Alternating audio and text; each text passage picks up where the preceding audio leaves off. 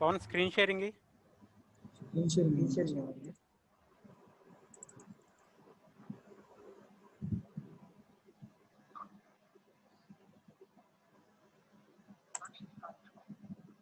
Okay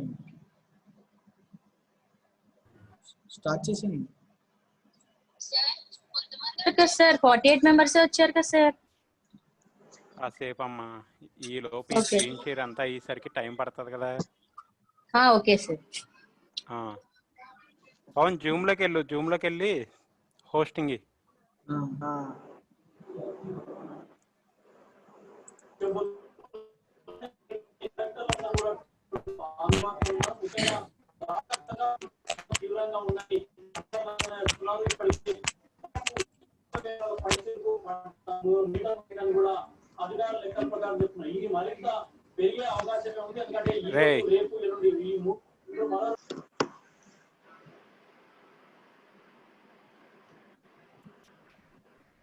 Pawan recording చేస్తున్నావా? చేస్తున్నా sir.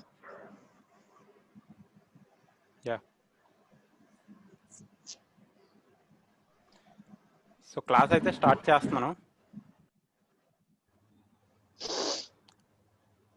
ఇది మళ్ళీ బేసిక్స్ నుంచి చెప్తున్నా. చాలామందికి సబ్జెక్ట్ కొంచెం అసలు సబ్జెక్ట్ ఏంటో క్లారిటీ లేదు కాబట్టి ఒకసారి నేను మళ్ళీ రివైండ్ చేస్తున్నా.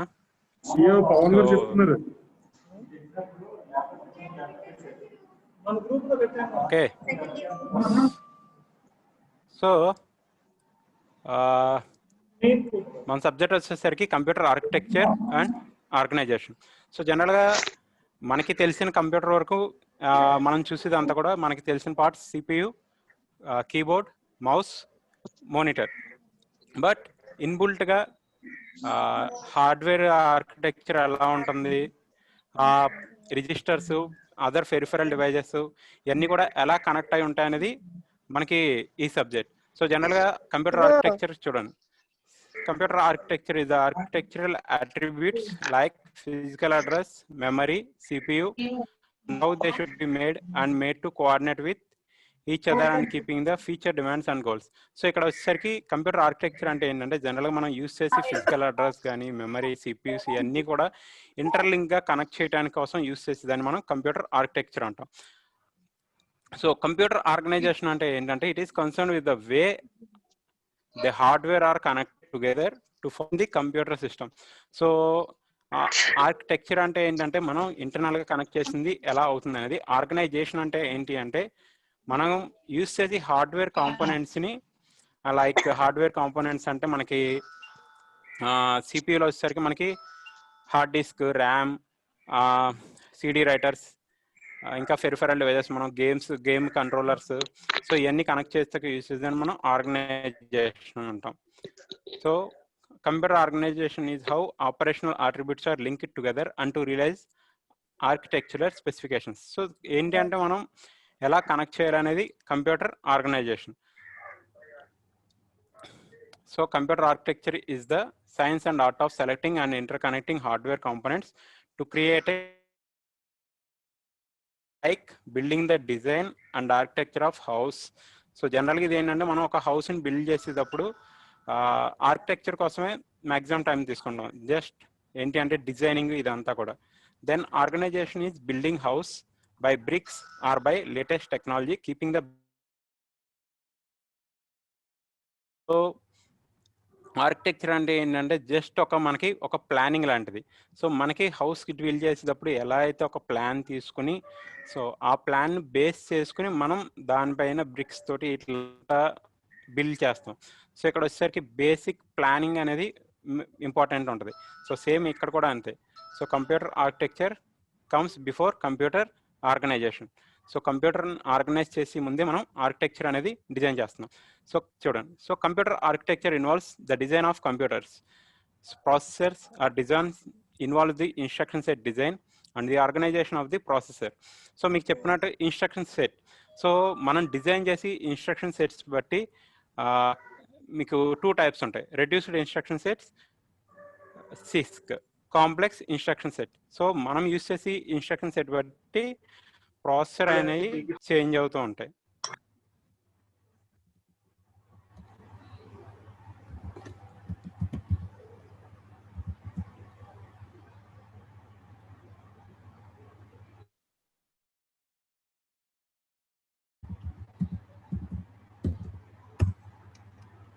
ఓకే. సో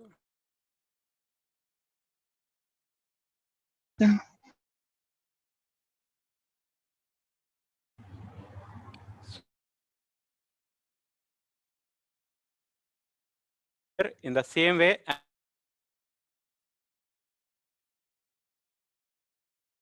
కంప్యూటర్ ఆర్కిటెక్చర్ అనే దానికి మనకి స్పెసిఫిక్గా ఒక డిజైన్ అంటూ ఏమీ లేదు.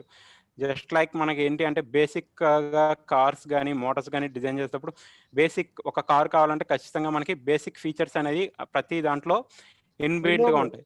సో అడిషనల్గా మనం యాడ్ చేసి కాంపోనెంట్స్ బట్టి ఆ లుక్ కానీ లగ్జరియస్ కానీ అంతా చేంజ్ అవుతుంది. సో మన కంప్యూటర్లో కూడా ఏంటి అంటే బేసిక్గా వచ్చేసరికి మనకి ఉన్న 3 బేసిక్ ఫీచర్స్ వచ్చేసరికి మనకి కావాల్సిన input output devices, processor, peripheral devices ఇవన్నీ కూడా బేసిక్గా ఉంటాయి.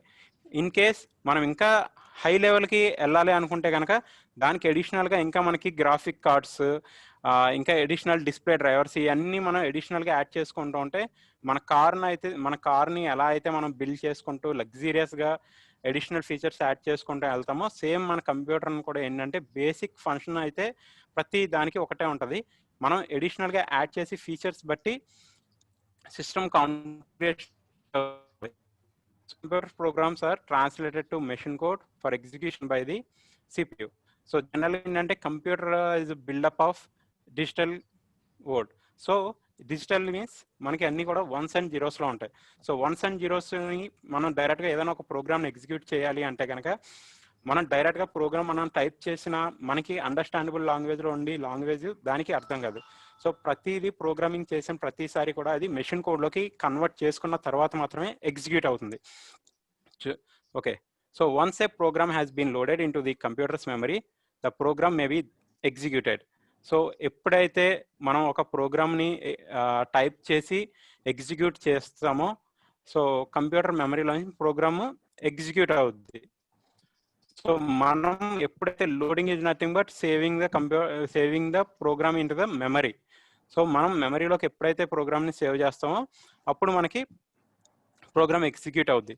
This means that the CPU obeys the instruction making up the program and perform them one at a time. So just ఏంటంటే మనం ఇచ్చి ఇన్స్ట్రక్షన్ బట్టి మన సిస్టమ్ అనేది రన్ అవుతుంది. Okay. The CPU does not understand programs, rather it obeys individual instructions. So మనం run చేసి programme ఏది కూడా దానికి అర్థం కాదు. జస్ట్ ఓన్లీ మనం ఇచ్చి ఇన్స్ట్రక్షన్స్ బట్టే అది ఆపరేట్ చేస్తుంది. Okay. So one of the features of any processor is its instruction set, the set of machine code instructions that the processor can carry out. So సింపుల్గా ఏంటంటే మనం కోర్స్ అని చెప్పే కదా. సో i3కి i4కి డిఫరెన్స్ కోర్స్. సో ఈ cores అన్ని కూడా ఇక్కడ ఇన్స్ట్రక్షన్ సెట్ని యూజ్ చేసే దాన్ని బట్టి మనకి ప్రోగ్రామ్ ఎగ్జిక్యూషన్ అనేది స్పీడప్ కానీ స్లో కానీ అవుతూ ఉంటుంది. Okay. So each processor has its own unique instruction set specifically design to make best use of the capabilities of that processor. So మీకు ఆల్రెడీ చెప్పాను కదా, మనం యూజ్ చేసి ప్రాసెసర్ రేంజ్ బట్టి మనం యూజ్ చేసి కోర్స్ బట్టి అందులో ఉన్న క్లాక్ ఫ్రీక్వెన్సీ రేంజ్ బట్టి మనకి ప్రాసెసర్ అనేది చేంజ్ అవుతూ ఉంటుంది. సో మనకి i3కి i5కి i7 ఇలా different types of processors present డేలో మనం ఎక్కువ యూజ్ చేస్తున్నాం. సో మనం యూజ్ చేసి ప్రాసెసర్ బట్టి మనకి ఎగ్జిక్యూషన్ టైం అనేది కూడా చేంజ్ అవుతూ ఉంటుంది. ఓకే. సో అది ఈ లైన్. సో మనకి వచ్చేసరికి ఏంటంటే మనం యూజ్ చేసి ప్రాసెసర్కి బిట్ బట్టి మన ఎగ్జిక్యూషన్ అనేది ఉంటుంది. సో అందుకనే మీకు ఎక్కువ 32 బిట్ 64 బిట్ అని ఉంటాయి కదా. సో ఇది ఏంటి అంటే మనం యూజ్ చేసే ప్రాసెసర్ మనం ఇన్స్టాల్ చేసిన సాఫ్ట్వేర్ బట్టి కానీ ఓఎస్ ఆపరేటింగ్ సిస్టమ్ బట్టి కానీ లేదు అంటే మనం ఇన్బుల్ట్గా యూజ్ చేసే ప్రాసెసర్ బట్టి మనకి 32 బిట్ కానీ 64 బిట్ అని కానీ చేంజ్ అవుతూ ఉంటాయి. సో ఇది అప్పుడే కాదు.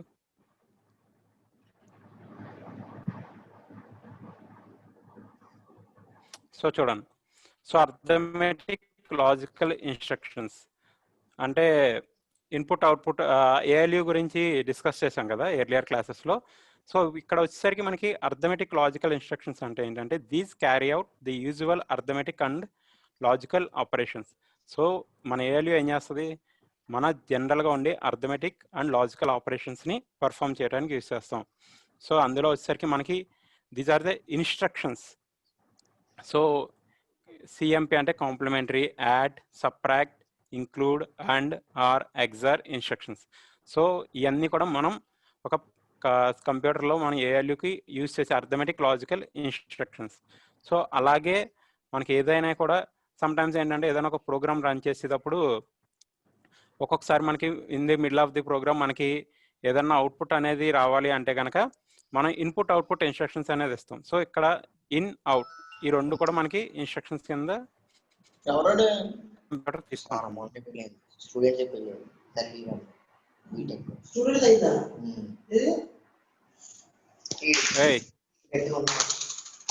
సార్ వాళ్ళు ఎడిట్ చేసింది సార్.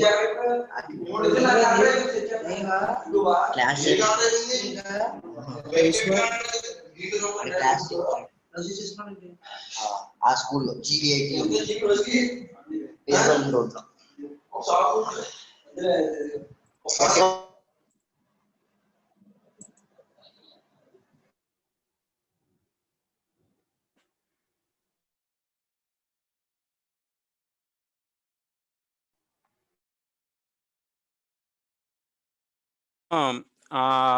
బేసిక్ ఆపరేషనల్ కాన్సెప్ట్లో చూస్తున్నారు కదా.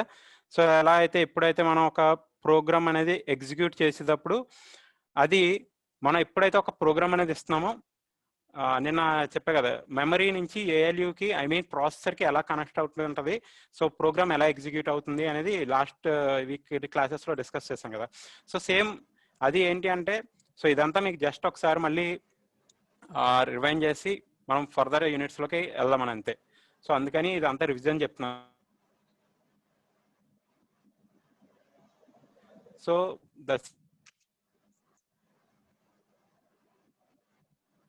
సో చెప్పాను కదా మనం ఎప్పుడైనా ఏ ప్రోగ్రామ్ అయినా రన్ చేయాలంటే కనుక ఖచ్చితంగా అది మనం మెమరీలో స్టోర్ అయి ఉండాలి.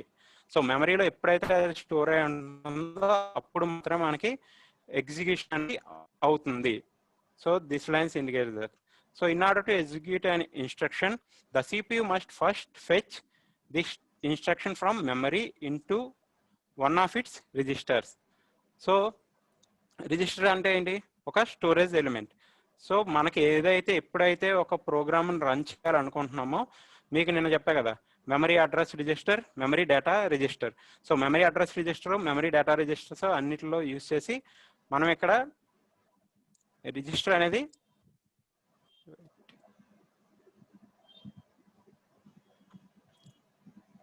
రిజిస్టర్లో స్టోర్ అయిన తర్వాత మనకి ఇన్స్ట్రక్షన్స్ అనేవి ఫెచ్ అవుతూ ఉంటాయి. సో ఎప్పుడైతే fetching is nothing but reading.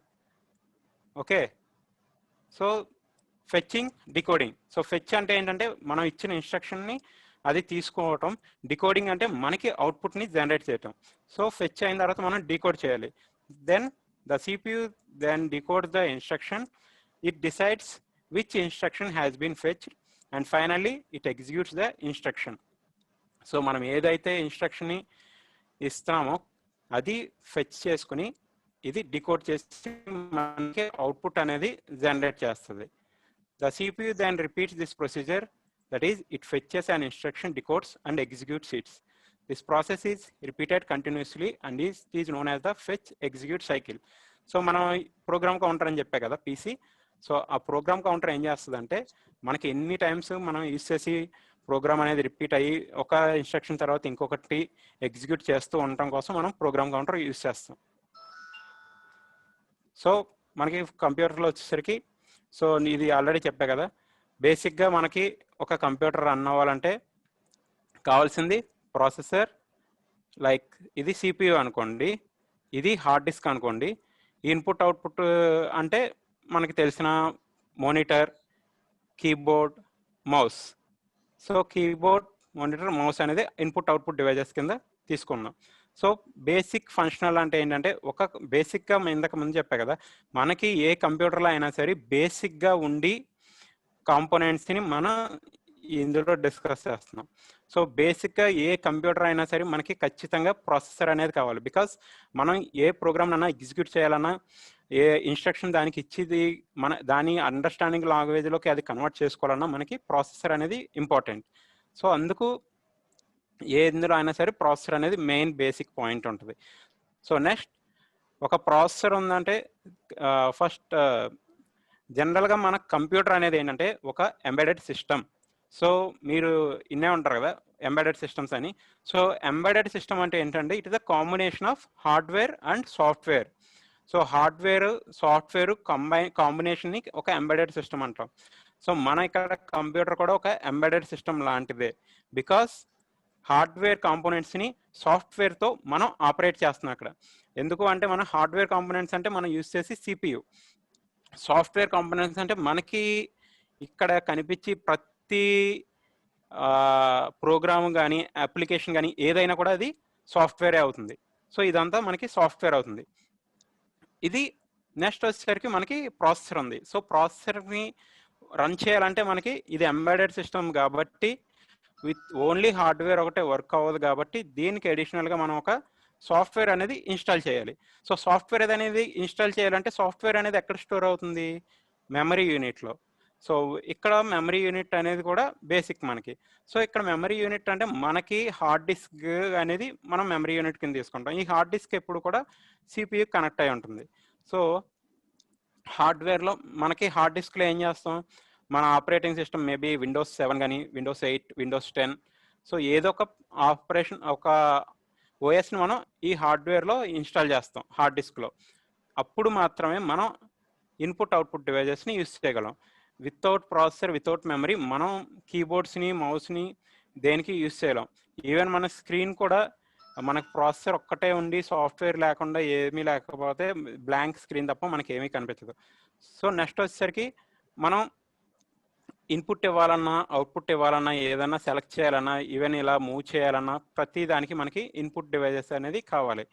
So అందుకని ఇది కూడా బేసిక్ కాన్సెప్ట్ అవుతుంది. సో నెక్స్ట్ వచ్చేసరికి మనం చేసిన ప్రోగ్రామింగ్ అనేది ఎగ్జిక్యూట్ చేసుకోవాలి. వితౌట్ మనం ఏంటంటే ఏదన్నా ఏ సిస్టమ్ని తీసుకున్నా మనకి ఒక మొత్తం కంప్లీట్ సెట్ ఆఫ్ యూజేజ్ అనేది మనకు కావాలి. సో అవుట్పుట్ని కూడా మనకు కావాలి కాబట్టి అవుట్పుట్ని ఇక్కడ మనం డిస్ప్లేలో చూస్తూ ఉంటాం. సో ఇది అవుట్పుట్ డివైజెస్. మేబీ సమ్టైమ్స్ మనకి అవుట్పుట్ అంటే కనుక ప్రింటర్ కూడా వస్తుంది.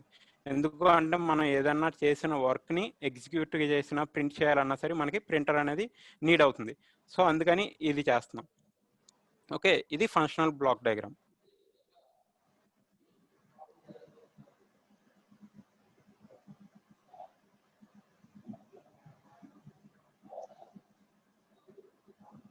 సో ఇది చూడండి control unit. So arithmetic logical యూనిట్లో మనకి arithmetic and logic operations perform చేస్తుంది. సో అవుట్పుట్ యూనిట్ అంటే it's function is to send processed result to the out side world. So ఇక్కడ ప్రింటర్ కింద చేస్తున్నాం. ఎందుకు అంటే మనం అవుట్ సైడ్ వరల్డ్కి తెలియాలి అంటే కనుక మనం చేసిన ప్రోగ్రామ్ కానీ ఏదైనా సరే అవుట్పుట్ రిజల్ట్ కావాలి కాబట్టి మనకి పేపర్లో కావాలంటే ప్రింటర్ కింద తీసుకుంటున్నాం. So next control unit. The control unit is used to coordinate the operations of memory, ALU, input and output units. The control unit can be said as the nerve center that sends control signals to the other units. So general ga manaki control unit ante mana body ni తీసుకుంటే గనక మన brain. So మన brain ఎలా అయితే మన full whole బాడీకి ఒక control signals పంపిస్తుందో ఇక్కడ కంట్రోల్ యూనిట్ కూడా మనకి ప్రతి ఎగ్జిక్యూటివ్ ఎలా అవ్వాలి ఏం చేయాలి అనేది అని బట్టి ఇక్కడ ఈ కంట్రోల్ యూనిట్ అనేది డిసైడ్ చేస్తుంది. బికాస్ మన బ్రెయిన్ వల్లే మనం ప్రతిదీ మనం చేసి మూమెంట్ అయినా సరే ఏదైనా సరే మన బ్రెయిన్ నుంచి వచ్చి సిగ్నల్ని మనం ఒబే చేస్తున్నాం. సో అలాగే కంట్రోల్ యూనిట్ ఏదైతే చేస్తుందో ఏదైతే సిగ్నల్ ఇస్తుందో అది మాత్రమే ఎగ్జిక్యూషన్ అనేది అవుతుంది.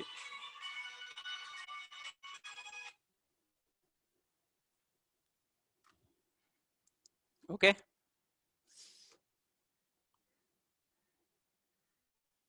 సో నెక్స్ట్ వచ్చేసరికి మనకి బేసిక్ ఆపరేషనల్ కాన్సెప్ట్. సో ఇందులో చెప్పాను కదా మీకు, ఇది మన డయాగ్రామ్. సో ప్రతి ఇది అంతా సిపి ప్రాసెసర్ ఇదంతా. సో ప్రాసెసర్లో మనకి controller, ALU, data register, address register, program counter, instruction registers అన్నీ కూడా ఇందులో స్టోర్ అయి ఉంటాయి.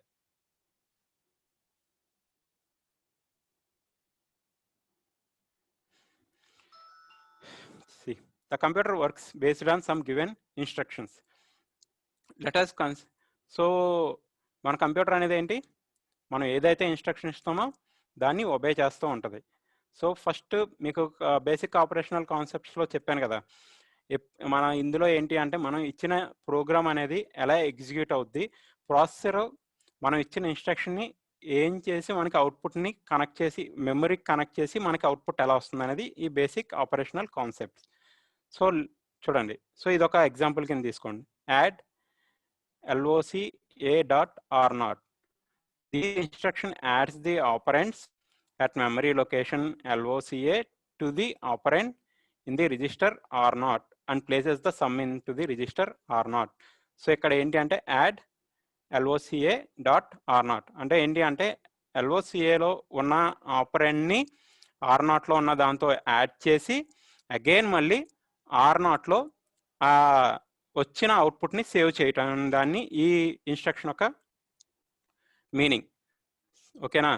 సో అంటే LOCAలో ఒక 10 ఉంటే R0లో ఒక 5 ఉంటే 10 + 5 15ని యాడ్ చేసి మళ్ళీ R0లో ఆ రిజల్ట్ని సేవ్ చేస్తుంది.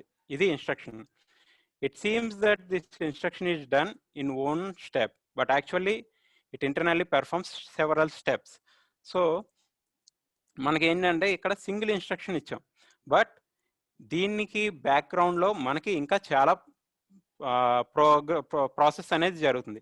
అదే సింపుల్గా చెప్పా కదా, LOCA అంటే రిజిస్టర్ యాడ్. సో ఇన్స్ట్రక్షన్ రిజిస్టర్లోంచి పీసీ కౌంటర్కి వెళ్ళాలి, పీసీ కౌంటర్ నుంచి మెమరీ అడ్రస్ రిజిస్టర్కి వెళ్ళి అగైన్ మళ్ళీ LOCAలో ఏదైతే డేటా స్టోర్ అయ్యిందో, R0లో ఏదైతే డేటా స్టోర్ అయ్యిందో దాన్ని మళ్ళీ మెమరీ అడ్రస్ డేటా రిజిస్టర్కి పంపించి మళ్ళీ అగైన్ R0లో ఏదైతే ఉందో అదంతా ఫెచ్ చేసుకుని మళ్ళీ మన ఇన్స్ట్రక్షన్ రిజిస్టర్కి ఇచ్చి ఈ రెండిట్లో ఉన్న డేటాని యాడ్ చేస్తుంది. Okay, first the instruction is fetched from the memory into the processor. Next, the operand at LOCA is fetched and added to the contents of R0. The above instruction can be also written as load LOCA R1 add R1, R0. So మీకు చెప్పా కదా, మనం ఏదన్నా ఒక load చేయాలి అంటే కనుక ఇది instruction load LOCA, R1. So LOCAలో ఉన్న డేటాని R1లోకి మూవ్ చేసిన తర్వాత R1ని R0ని యాడ్ చేయటం. ఇందాక సింపుల్గా మనం ఎలా చేస్తాం, సో యాడ్ LOCA, R0 చేసాం. అలా కాకుండా ఇలా కూడా మనం చేయొచ్చు, load LOCA, R1 add R1, R0. ఓకేనా?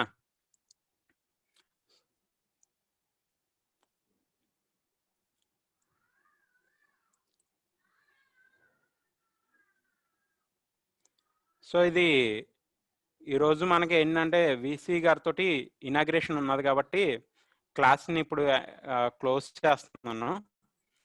మీరు నిన్న మీకు ఒక లింక్స్ పంపాను కదా, సో లింక్స్ పంపిన దాంట్లో అది మీరు అందరూ కూడా ఒకసారి ఎగ్జిక్యూట్ అవ్వండి, లాగిన్ అయ్యి అందరూ లాగిన్ అవ్వండి. ఇప్పుడు ఎంతమంది అయితే వచ్చారో అంతమంది కూడా లాగిన్ అయ్యి ఆ ఇనాగ్రేషన్ దాంట్లో పార్టిసిపేట్ చేయండి. ఓకేనా? సో నేను క్లోజ్ చేసిన తర్వాత 2:30కి మనకి స్టార్ట్ అవుతుంది. సో మీరు బిఫోర్ దట్ మీరు లాగిన్ అయ్యి ఇచ్చిన లింక్లోకి వెయిట్ చేస్తూ ఉన్నాను. ఓకే,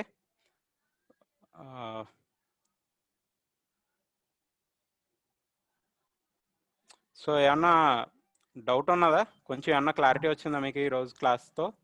సరే సరే.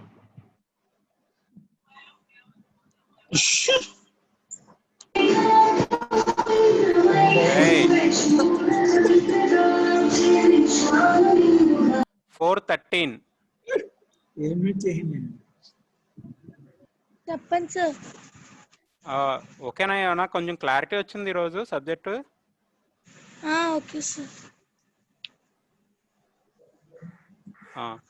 సో అది లాగిన్ అవ్వండి. నిన్న లింక్స్ పంపాను కదా, ఎస్ సార్. విసి సారథి లింక్ 230 లింక్.